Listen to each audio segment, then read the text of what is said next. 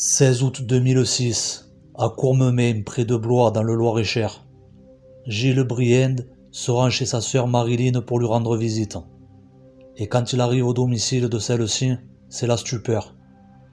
La porte d'entrée est entr'ouverte. Dedans, la lumière et la télévision sont allumées. La voiture de la jeune femme est garée devant le domicile. Mais aucune trace de Marilyn. La jeune femme est injoignable, et pour cause, son téléphone est toujours dans la maison, avec son sac à main, son portefeuille, ses clés de voiture et tous ses autres effets personnels. Même s'il n'y a aucune trace de lutte apparente dans la maison, l'absence de Marilyn est inquiétante. Ses proches vont donc appeler la brigade de recherche de Romorantin, puis la section de recherche de Orléans, qui vont déployer des moyens colossaux pour retrouver la disparue. Épaulés par des brigades cynophiles, ces derniers vont organiser des battues. Plus de 400 hectares de bois vont être fouillés. Des dizaines d'étangs vont être sondés. La zone va être survolée par des hélicoptères. Mais aucune trace de la jeune femme. Comment cette assistante maternelle de 34 ans, mère de 2 enfants, a-t-elle pu s'évaporer dans la nuit? Les enquêteurs vont créer une cellule dédiée à l'affaire pour essayer d'élucider ce mystère. Ils vont s'atteler à retracer les derniers moments de la jeune femme avant sa disparition. Ils apprennent que lorsque Marilyn a été vue vivante la dernière fois, elle mangeait chez sa sœur, qui habite aussi à Courmemain, et elle aurait quitté le domicile de celle-ci vers 21h30, 21h45. Ils pensent que lorsque la jeune femme est rentrée chez elle, elle s'est mise à faire un peu de repassage, car un tas de linge a été retrouvé dans un coin, prêt à être rangé. Ce détail peut paraître anodin, mais il peut s'avérer important pour l'enquête, car il peut déterminer le moment à laquelle la jeune femme a disparu. La jeune femme aurait-elle pu vouloir partir de son propre gré? En tout cas, selon la famille et la police, sa disparition ne ressemble en rien à une disparition volontaire. Sa vie va être passée au crible, pour voir si des personnes auraient pu lui en vouloir, ce qui est très peu probable, car tous les gens qui la connaissent la décrivent comme aimable, discrète, pas dépressive, charmante, éduquée et sportive. Marilyn vivait dans la région depuis pas longtemps. Elle venait d'arriver à Courmemain le mois d'avril précédent. Elle avait décidé de venir s'y installer pour se rapprocher de sa famille, après avoir divorcé de son mari avec lequel elle vivait à Reims. On sait que suite au divorce, le climat était tendu avec ses beaux-parents et son ex-mari. Mais ce dernier, qui est décédé depuis, avait été mis hors de cause. Marilyn n'avait pas de liaison connue à Courmemain. Mais est-ce qu'un de ses admirateurs aurait pu vouloir s'en prendre à elle? La question reste en suspens. Lors de l'enquête, de nombreuses pistes ont été étudiées. Mais ça n'a rien donné, toutes les portes ont été refermées. Plus de 450 personnes ont été entendues. Et une personne a même été placée en garde à vue. Mais cela n'a rien donné non plus.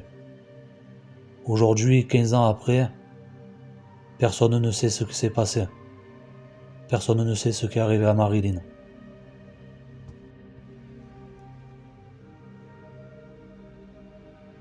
Bon, maintenant vous savez ce qui s'est passé au niveau de la disparition. Faisons un peu le point ensemble au niveau des détails qui peuvent être importants. Puisque vous êtes là, merci de liker la vidéo et surtout de vous abonner. Prenez votre temps, ne vous inquiétez pas, je vous attends. Voilà, merci beaucoup et bienvenue au club. Alors, même si ça n'a pas l'air d'être le cas, est-ce que Marilyn elle aurait pu partir de son plein gré, dans le but de se refaire une nouvelle vie? Alors bien sûr tout est possible, mais c'est très peu probable parce que elle part, déjà elle n'a pas de moyens de paiement, elle n'a pas ses papiers ni rien. Elle laisse tout ouvert, tout allumé. Alors oui, bien sûr, ça peut être fait exprès justement pour faire croire à une disparition inquiétante. et mettre les enquêteurs sur une fausse piste. Mais bon, apparemment, quand elle part, elle a juste un pantalon de sport, un débardeur Adidas et des baskets roses. Sa disparition, elle est connue aussi sous le nom de la disparue aux baskets roses. Comme je l'ai dit, elle venait d'arriver dans le coin, alors est-ce qu'elle aurait pu prévoir une disparition volontaire avec quelqu'un du coin en si peu de temps? Elle est restée là-bas que quelques mois. Ça paraît aussi peu probable. Est-ce qu'elle a prévu ça avec quelqu'un qu'elle avait connu à Reims? C'est possible aussi. Mais bon, depuis le temps, elle aurait sûrement été retrouvée. Il y aurait sûrement des traces qui auraient été retrouvées d'elle. Et puis si elle avait disparu avec quelqu'un d'autre, cette personne aussi, elle aurait été signalée disparue, ou si sa famille aurait su qu'il était parti volontairement, ils auraient eu des nouvelles, ils auraient su qu'il était avec une nouvelle femme, peut-être avec Marilyn, etc. Donc la disparition volontaire avec pour but de se refaire une nouvelle vie paraît peu probable. Après, est-ce qu'elle part volontairement dans le but d'en finir? On a vu que les gens qui la connaissaient la décrivent pas du tout comme dépressive. Au contraire, elle est souriante, elle est dynamique, etc. Mais bon, ça veut rien dire, parce que souvent des gens qui se suicident, l'entourage ne voit rien venir. Mais c'est surtout que cette hypothèse, elle est peu probable. Pourquoi? Parce qu'apparemment, elle disparaît en pleine nuit. Là-bas, c'est très rural. En pleine nuit, elle aurait pas eu le, je dis pas le courage, mais bon, elle aurait pas pu partir en pleine nuit, dans le noir, dans des coins vraiment reculés pour se suicider. Du moins, pas assez loin pour pas qu'elle soit retrouvée lors des battues. Voilà, bon après reste la possibilité qu'elle ressort dans un moment de gros stress. Elle part, elle décide d'en finir. En marchant sur le bord de la route, il y a quelqu'un qui s'arrête, qui ou la dépose plus loin, vraiment plus loin, hors du périmètre qui a été fouillé, et elle se tue là-bas, ou qui la prend en voiture et qu'après l'agresse.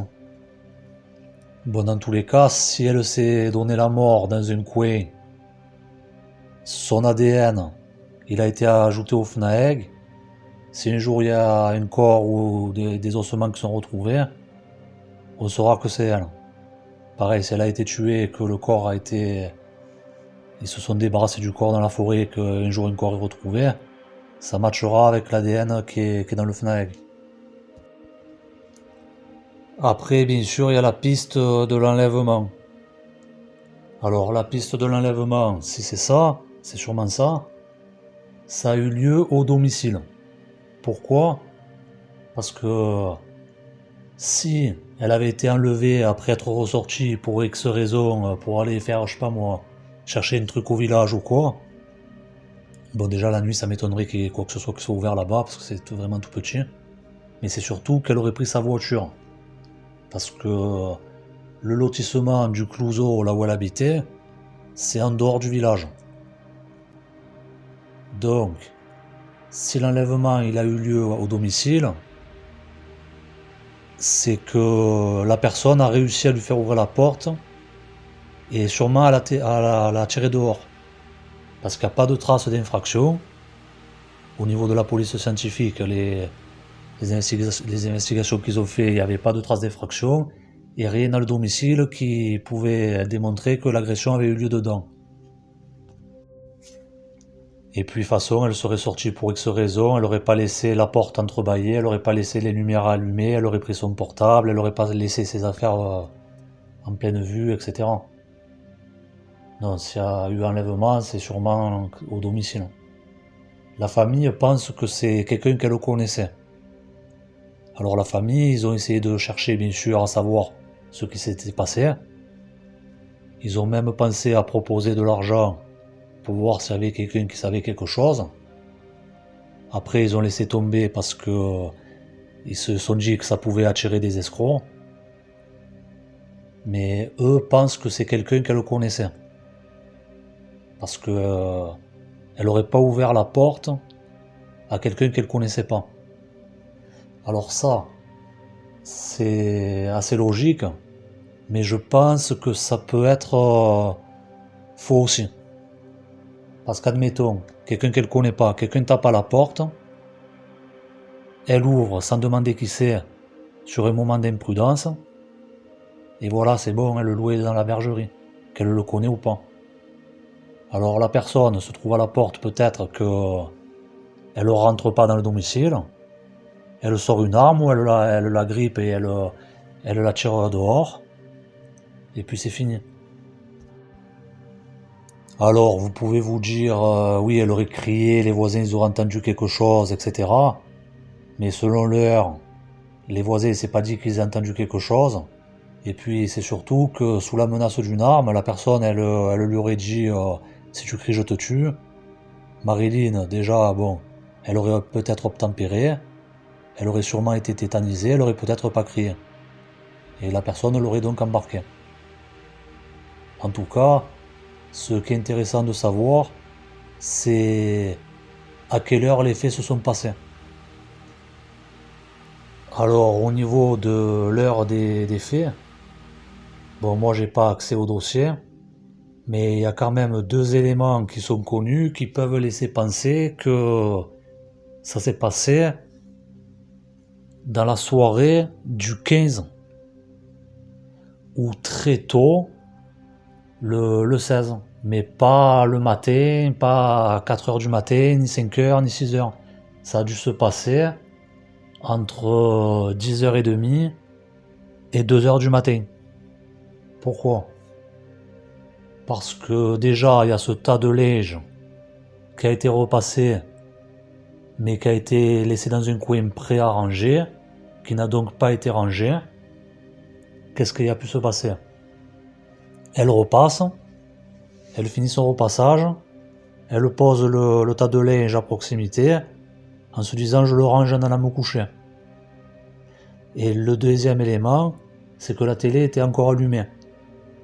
Alors, bon, là c'était un mardi soir, elle était assistante maternelle, normalement le mercredi il n'y a pas école. Elle ne devait pas travailler le mercredi. Mais quand même, c'était dans une heure où elle regardait encore la télé. Où il y avait encore tout qui était allumé. Donc ça peut laisser penser que ça s'est passé juste après qu'elle ait fini de repasser. Et quand elle s'est mise devant la télé. Donc voilà, comme je l'ai dit, sûrement vers 11h, minuit, 1h, maximum 2h. Il faut savoir que si ça s'est passé vraiment vers 2h, ça peut coller avec un témoignage du voisinage qui est troublant. Parce que bien sûr le voisinage a été entendu. Et il y a des gens qui ont dit qu'ils avaient vu une Ford Mondeo gris bleuté vers 2h du matin dans le lotissement. Alors ça pourrait coller. Alors bon, les témoignages, c'est jamais 100% précis. La personne elle a pu dire à 2h du matin, ça a pu être vers 1h30, 2h. Eux ils jugent que c'est 2h du matin. Ça on ne sait pas, pareil dans le dossier, bon ils ont toutes les informations. Mais nous on ne sait pas si c'est approximatif. En tout cas, cette histoire de Mondeo qui tourne dans ce petit lotissement, c'est pas anodin. Parce que c'est pas un lotissement où tu vas. Tu vas si tu connais quelqu'un, si tu habites. Mais si tu vas vadrouiller là-bas, c'est que il y a quelque chose de pas clair. Donc ça peut vouloir dire quelque chose. Je vous ai dit qu'il y avait une personne qui avait été placée en garde à vue dans l'affaire. On n'a pas l'information de savoir si c'est le conducteur de la Mondeo qui avait été identifié et qui avait été placé en garde à vue, on ne sait pas ça. Dans l'enquête, il y a un autre suspect qui était apparu, qui avait été investigué. Bon, il avait été lavé de tout soupçon apparemment, mais c'est quand même troublant. C'est un ami de Marilyn qu'elle avait rencontré à Reims. En fait, Marilyn, elle était très sportive, elle faisait beaucoup de jogging. Et là-bas, quand elle habitait encore à Reims, elle avait rencontré un professeur de sport avec qui elle faisait du jogging, un homme de 43 ans. C'était pas une relation amoureuse. Lui, apparemment, il avait des vues sur Marilyn, mais il s'était pas montré entreprenant. C'était juste un collègue qui était un peu amoureux d'elle. Cette personne, elle a été interrogée. Et 2 jours après, elle s'est suicidée dans la banlieue de Reims, dans la forêt. Elle a été retrouvée suicidée dans sa voiture. Voilà, Marilyn, la disparition, elle est signalée le 16. Ce gars, il est interrogé dans les jours qui suivent. Et le 22, il se suicide dans sa voiture. C'est sûr que c'est assez bizarre. Mais bon, les investigations, apparemment, elles ont montré qu'il n'avait pas pu se rendre à Courmemay. Il y a des investigations au niveau de la police scientifique qui ont été menées chez lui à Reims, dans son appartement et dans sa voiture. Et il n'y a rien qui a permis de l'incriminer. Mais bon, c'est troublant. Après, il a pu se suicider, pas parce qu'il avait quelque chose sur la conscience, mais comme il était un peu dépressif et tout, à ce qui paraît. Le fait qu'une amie à lui qui disparaît et qui se retrouve dans le collimateur de la justice, ça a pu lui mettre la pression et il a pu se suicider par dépit et pas par culpabilité. Après, bon, les investigations ont démontré qu'il n'avait pas pu se rendre à Courmemay. Les investigations avaient démontré que Fourniret n'avait pas pu se rendre à Guermantes pour la petite Estelle Mouzin. Et puis finalement, il s'était rendu à Guermantes. Alors je l'accuse pas, bien sûr. Après, pareil, au niveau de la voiture, il y a eu des investigations qui ont été menées. Mais bon, si c'était pas du sang, si c'était pas de l'ADN dans le coffre, s'ils ont retrouvé l'ADN de Marilyn, il aurait pu le justifier de toute façon, puisque c'était une amie à lui. Il aurait pu dire oui, elle est montée dans mon véhicule, et ça l'aurait disculpé, même si c'était lui le coupable. Mais bon, il est disculpé. L'ex-mari, c'est pareil. L'enquête, elle a démontré qu'il n'aurait pas pu se rendre là-bas. Non, mais c'est peut-être le coup d'un rôdeur. D'un rôdeur ou d'une autre personne qui était amoureuse d'elle, mais dont personne ne le sait. Parce qu'il y a une autre énigme. Alors c'est vague, j'ai pas pu savoir si ça s'était passé à Reims, à son domicile à Reims, ou à son nouveau domicile à Courmemay, mais elle avait un admirateur secret qui avait déposé des roses devant son domicile.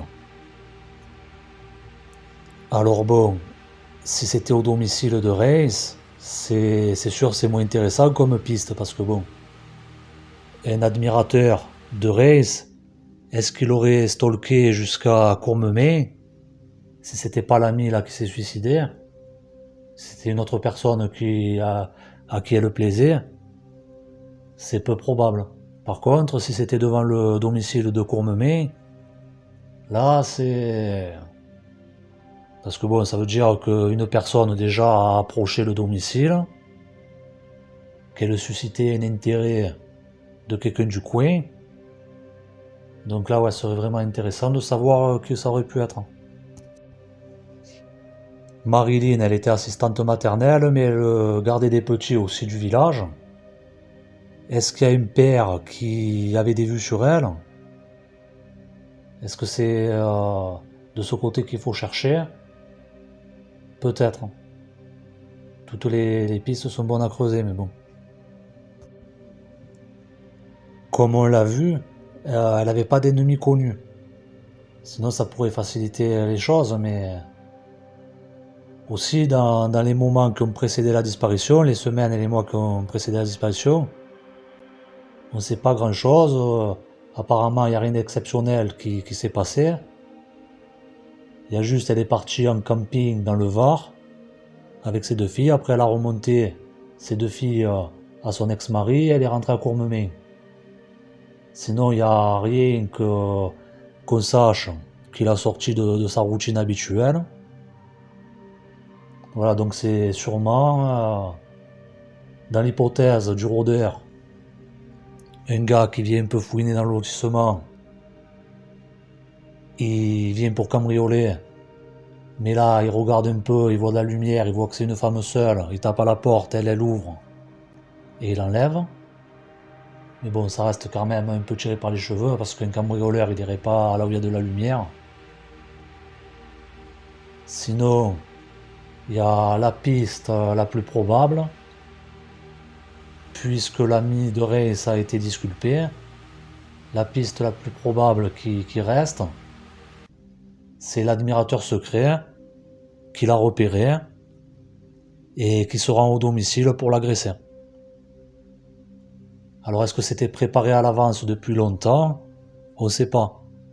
Parce que ça peut être tout simplement un gars qui la voit sortir du domicile de sa sœur ce soir-là. Il la voit partir, se diriger vers son domicile, il la suit. Il attend un peu que le temps passe, qu'il soit un peu plus tard, qu'il y ait moins de chances que les voisins soient réveillés, etc. Et il passe à l'action. Voilà donc ce qui aurait pu se passer.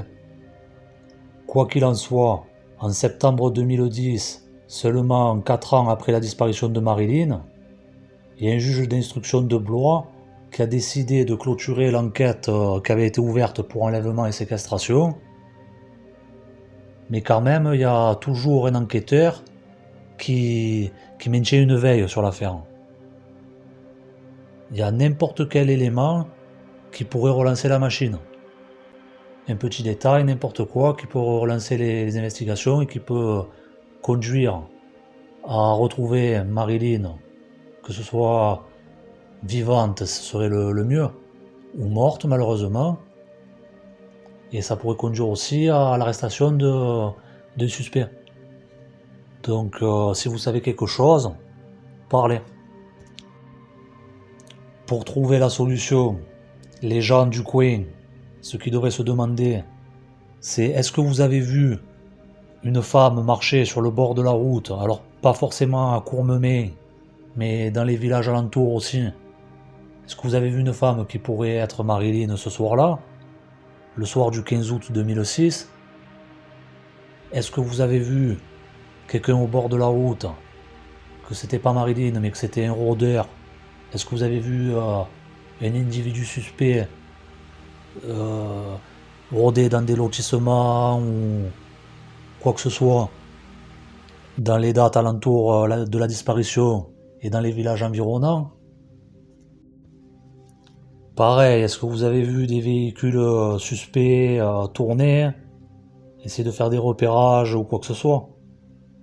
Est-ce que dans votre entourage, vous avez un homme qui est rentré un jour, qui était griffé, qui avait des marques suspectes, qui auraient pu être des griffures faites par une femme ou quoi que ce soit? Est-ce que vous connaissez des pervers qui auraient pu enlever Marilyn? Est-ce que vous connaissez des hommes qui peuvent se montrer pressants, des hommes du coin, qui auraient pu s'en prendre à elle? Alors, la disparition, elle n'a pas été extrêmement médiatisée, mais est-ce que vous avez dans votre entourage des hommes qui avaient l'air de s'intéresser à l'affaire un peu trop, ou au contraire, qui avaient l'air mal à l'aise quand l'affaire elle était évoquée autour de lui? Voilà, c'est des détails ça qui peuvent être, qui peuvent sembler anodins, mais qui peuvent être intéressants. Est-ce que vous êtes au courant d'une altercation qui aurait lieu au travail de Marilyn ou qui aurait eu lieu dans d'autres endroits? Une petite altercation qui pourrait être banale pour n'importe qui, mais qui en réalité aurait pu mener à ce qu'on veuille s'en prendre à Marilyn? Et bien sûr, est-ce que vous connaissez quelqu'un qui en 2006 conduisait une Ford Mondeo gris bleuté, et si cette personne en plus elle a un profil de pervers ou de quelqu'un de violent et qu'elle est de la région de Courmemay, là vous avez peut-être quelque chose, vous avez peut-être l'élément qui peut mener à la résolution de l'affaire. Voilà, quoi qu'il en soit, je vous ai dit tout ce que je savais sur la disparition de Marilyn. J'espère qu'un jour la famille aura le fin mot de l'histoire. En attendant, vous parlez autour de vous de cette affaire. N'oubliez pas de vous abonner à la chaîne. Mettez un petit like pour aider la vidéo à ce qu'elle ait plus de visibilité. Et je vous dis à bientôt. Merci.